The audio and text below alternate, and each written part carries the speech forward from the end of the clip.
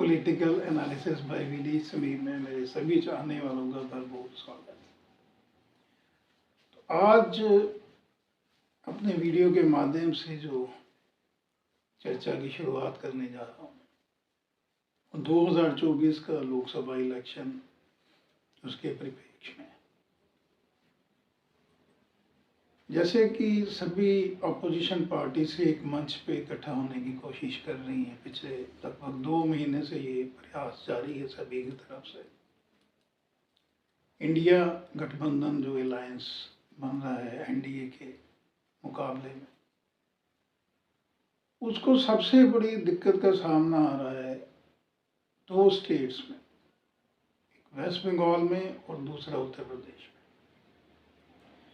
Waste Bengal में तो काफ़ी हद तक ये महसूस किया जा रहा है कांग्रेस के द्वारा भी कि वहाँ पे जो अहम भूमिका है वो ममता बनर्जी ही तय करेगी।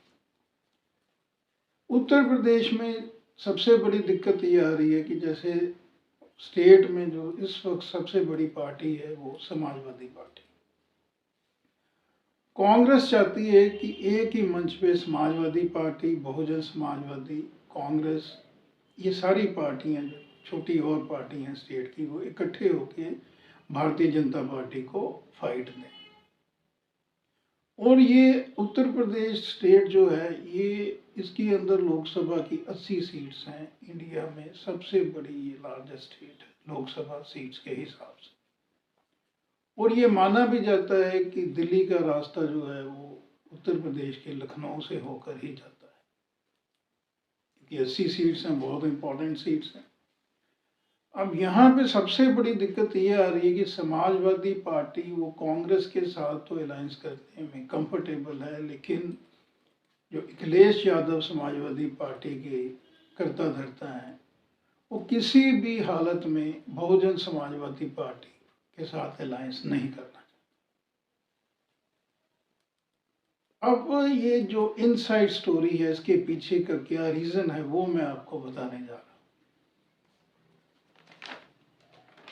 इसके लिए हमको 2019 का जो लोकसभा इलेक्शन था उसके जो आंकड़े हैं उसको हम थोड़ा स्टडी करते हैं। 2019 में समाजवादी पार्टी और बीएसपी पार्टी ये एक ही अलायंस था इनका, और इनका अलायंस बड़ा मजबूत समझा जा रहा था। लेकिन सिर्फ समाजवादी पार्टी को 5 सीट्स मिली, बीएसपी को वहाँ 10 सीट्स मिली थी। कांग्रेस जो है वो मात्र 1 सीट पे उनको संतोष करना पड़ा। वैसे सोनिया गांधी रायबरेली सीट से जीते थे, राहुल गांधी जो अपना उनका गढ़ है अमेठी सीट, वहाँ हार गए थे, उनको हार प्राप्त हुई थी। और इंचार्ज बनाया गया था इन इलेक्शंस के दौरान, बड़ी भूमिका भी दी गई थी मिसेस प्रियंका वाड्रा को। लेकिन वो कांग्रेस के लिए मैं समझता हूँ कि एक बहुत ही बुरा सोपन जैसा इलेक्शन रहा 2019 लोकसभा का। और भारतीय जनता पार्टी ने अपने बलबूते पे 62 सीट्स ली थी। अपना दल के साथ उनका अलायंस था तो 2 सीट्स उनकी, तो 64 सीट्स थी। तो 64 सीट्स बीजेपी प्लस को थी। बीएसपी समाजवादी पार्टी को टोटल 15 सीट्स थी और 1 सीट गई थी सोनिया गांधी। अब दूसरा आप देखें, 2017 में जो इलेक्शन हुआ था उस इलेक्शन में बीएसपी का जो वोट परसेंटेज था वो 22% से ऊपर था, समाजवादी पार्टी का 28% से ऊपर था, और कांग्रेस का भी लगभग जो था वो 22% था। तो इन तीनों पार्टीज का जो वोट परसेंटेज था 2017 में वो 60% था। उसके बाद जब लोकसभा का इलेक्शन वहाँ हुआ था 2019 में, तो ये जो परसेंटेज थी ये बहुत ज़्यादा कम हुई थी, बहुत ज़्यादा डेंट लगा था कांग्रेस को वहाँ। 22% से आधे से भी वो नीचे आ गई। लेकिन आज भी अगर हम देखते हैं तो जैसे बीएसपी जो है, बहन मायावती जो है, वो अब इतना एक्टिवली इन्वॉल्व नहीं हो रही हैं पॉलिटिक्स के अंदर, लेकिन इसके बावजूद भी आज भी 15% जो परसेंटेज है बीएसपी के पास आज भी है, और समाजवादी पार्टी 22-23 के पास। यानी इन दोनों को अगर मोटा मोटा मिलाएं, अगर कांग्रेस इनके साथ मिलाते हैं तो ये 40% को क्रॉस करते हैं।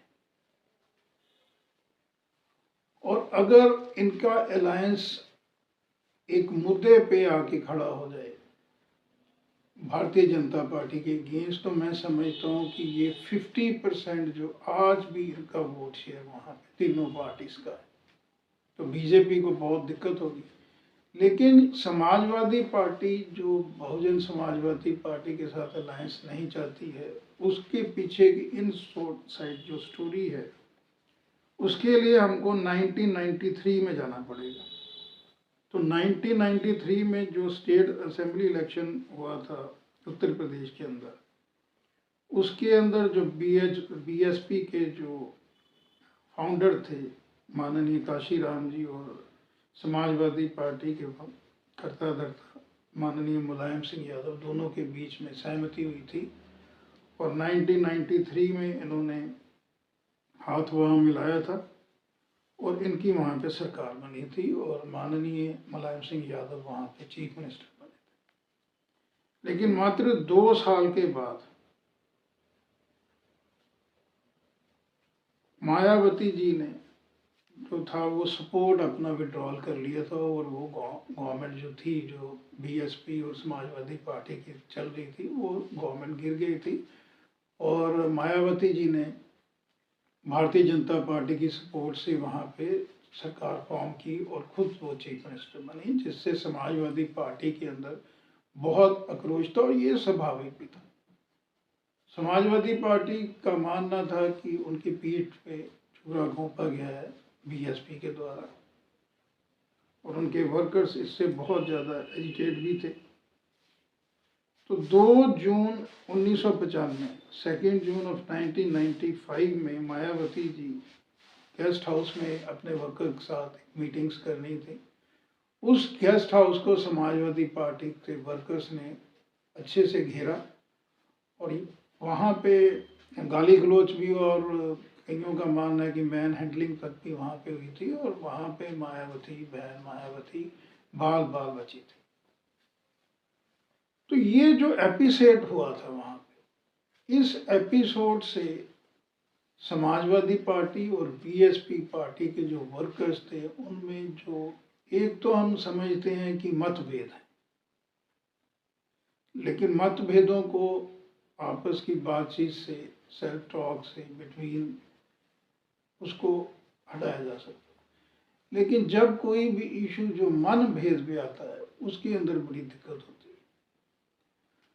तो जो लास्ट मैं जैसे आपको बता रहा हूँ कि 2019 का जो लोकसभा इलेक्शन हुआ था, उस इलेक्शंस में ये माना गया था कि समाजवादी पार्टी का जो वोट है वो ट्रांसफ़र हो गया था बीएसपी के कैंडिडेट को, लेकिन जो बीएसपी का कैंडिडेट है उसका वोट ट्रांसफ़र नहीं हुआ था समाजवादी पार्टी को, जिससे समाजवादी पार्टी को काफ़ी नुकसान हुआ था, और वो सिर्फ 5 सीटों पे वहाँ पे सिमट के रह गई थी।